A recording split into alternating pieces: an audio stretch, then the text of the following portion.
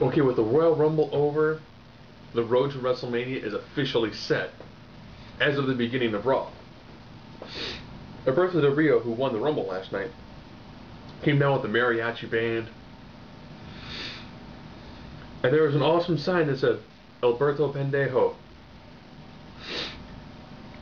Now, I guess since it's written in a foreign language, they got away with using a profanity. But the guy happened to be right where Alberto parks his car. So the mariachi band is essentially playing his theme music, and it sounds horrible. Miz comes down, tells him how Edge was like, oh, Edge thinks you suck, he doesn't like your scarves, he thinks, you're a JBL wannabe mixed with Tito Santana. Pretty good run on down stuff. Then Edge comes down, Edge's like, I would say behind your back, I'd say it to your face. I don't like you. I think you suck. Then Alberto decides he wants the World Heavyweight Championship. Small brawl ensues, and Alberto takes a guitar, a stringless guitar, which is probably why the mariachi band sounded kind of off, breaks it over Edge's arm.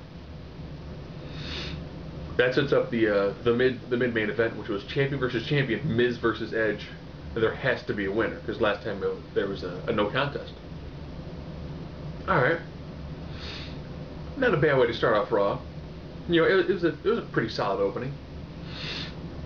Santino Marella and Kozlov took on the Nexus of Husky Harris and McGillicuddy. They won. Orton came down. RKO'd McGillicuddy, RKO'd Husky. And he's going for the punt. And he punts Husky. Why do you punt Husky? Punt McGillicuddy. I like seeing Husky in the ring. He's entertaining to watch. McGillicuddy, he could probably stand to get a little bit more tempering time. It would probably make sense to punt McGillicuddy. This, of course, after, Punk comes down and it's just like, Orton, don't do it. Just don't. You'll regret it. Nexus chases Punk out. They then mention what the main event is going to be. It is a 7-person Raw Royal Rumble match. 7 people. R-Truth, for some reason. Sheamus, John Morrison, John Cena, Randy Orton,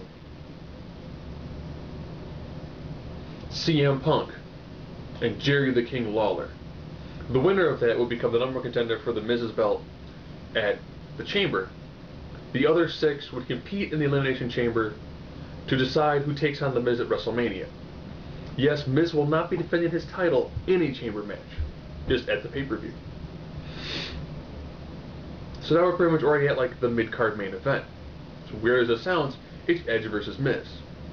Miz primarily works on the previously injured arm of Edge. Cena comes down, begins to help cheer on the Miz.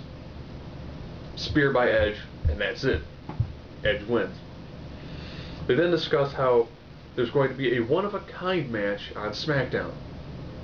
Edge is teaming with Kelly Kelly against Dolph Ziggler and Lay Cool. If any member of the Ziggler-Lay Cool team scores a pinfall, Edge's belt goes to Ziggler.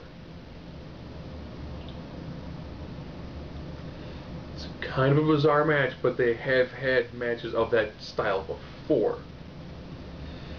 It was when like Triple H, Shane, and Vince McMahon took on The Rock, Undertaker, and Kane. And I think whoever scored the pinfall became champion.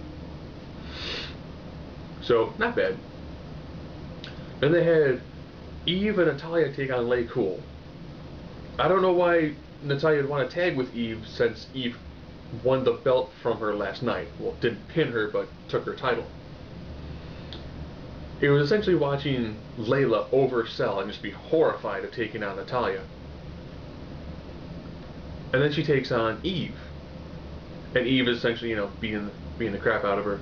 Gets her in the corner. Good kick by Michelle McCool. And then Layla hits, I think it's called Diamond Dust. Essentially, it is flipping over somebody from the top rope and hitting a Stone Cold Stunner. It's a beautiful move. I don't know why Layla has it, It's a great move. It's like the only move she actually does in the ring. Scores the pinfall, so even Natalya lose. Also, in the continuing downward spiral that is Ted DiBiase Jr., he came down and said that he wanted he wanted Lawler's spot. Lawler was kind of like, no, you're not going to get it. He then pushes Lawler. Lawler chases after him. He puts Maryse in front of him. Maryse decides she's finally had enough, smacks him, does the "you're dead to me," and then you see from like off camera, it's like Lawler like Superman punching him and knocking him out.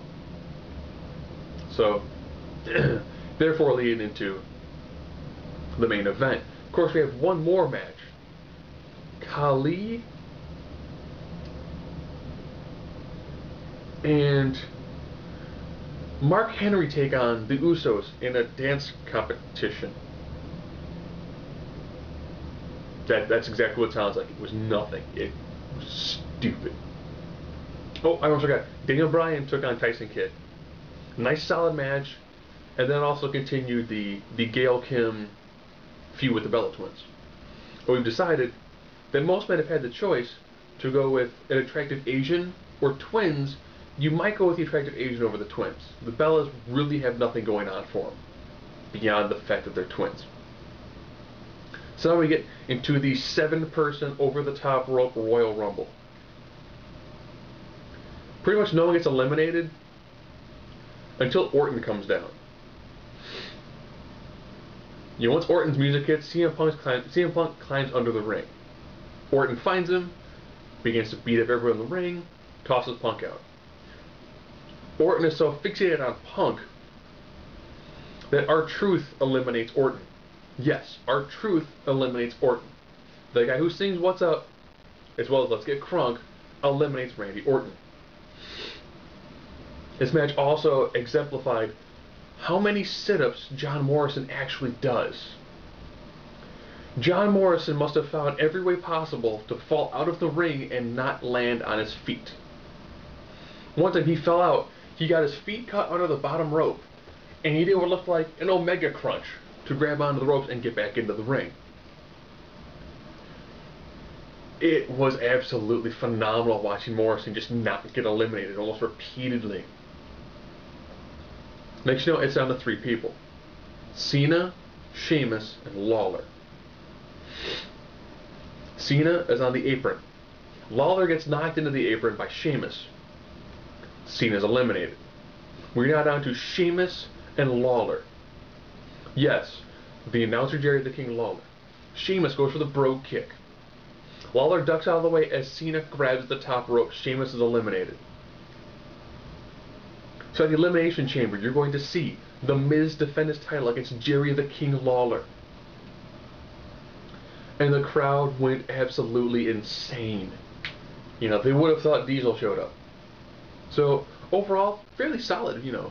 Raw did a good job building up for Mania and, you know, solidifying 2 matches for the Chamber. You know, and for the most part, you know, they helped continue the Edge Vicky Guerrero feud, as well as the Natalya Lake Cool feud with, now I guess with special guest star Eve, as well as the Bella Twins Gail Kim. And I guess someone's going to be debuting on 2/21/11, so the night after the Elimination Chamber.